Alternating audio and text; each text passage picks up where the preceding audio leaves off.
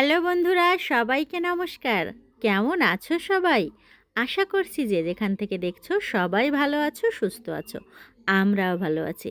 চিটাগাংয়ে লাইজু মাসির বাসায় আজকে প্রথম সন্ধ্যা। সন্ধ্যাবেলায় এই যে রিদি ছবি আঁকছে আর ঠাকুমা কী করছে সেটাই তোমাদের দেখাবো। ওই যে দেখো দেয়ালে ঠাকুর দাদার ছবি। ঠাকুমা প্রতিদিন এত বয়সেও সোফার পরে উঠে কিভাবে ঠাকুর দাদাকে শ্রদ্ধা জানালেন তোমরা দেখছো তো। ঠিক এই দৃশ্যটাই তোমাদের সঙ্গে শেয়ার করব বলে আজ ক্যামেরা ধরেছি। আর এদিকে আমাদের রিদি সোনা কী সুন্দর করে পূজা দিদিকে আঁকছে। পূজা দিদি ওকে বলেছে, তুমি তো সুন্দর ঘরবাড়ি আঁকছো, আমার একটা ছবি এঁকে দাও তো। সঙ্গে সঙ্গে বসে গেছে আরও একটি খাতা নিয়ে। দেখো উপরে লিখেও নিয়েছে পূজা দিদি।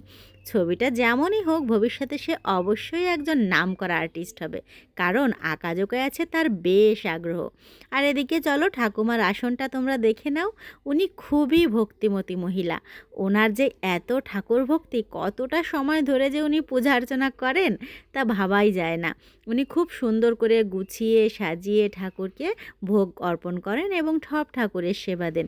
খুবই ভালো লাগে। আর পূজা শেষে সবাইকে প্রসাদ খাইয়ে দেন নিজের হাতে। এটা যে কত আনন্দের। আমরা সবাই ছিলাম, উনি সবাইকে হাতে ধরে মানে সবাইকে মুখে তুলে খাবার প্রসাদটা খাইয়ে দিচ্ছিলেন। খুবই ভালো লাগছিল প্রথম সন্ধ্যাটা, খুবই এনজয় করেছি। মানে সবাই মিলে একেবারে সপরিবারে এত আনন্দ করেছি। আর এদিকে রিদি পূজা দিদির ছবিটা কমপ্লিট করে ফেলেছে। এই যে দেখো আমাদের মডেল, আমাদের আর্ট এবং আর্টিস্ট। কেমন লাগছে তিনজনকে এক ফ্রেমে? অবশ্যই কমেন্টস করে জানিও। ভালো থেকো, বাই।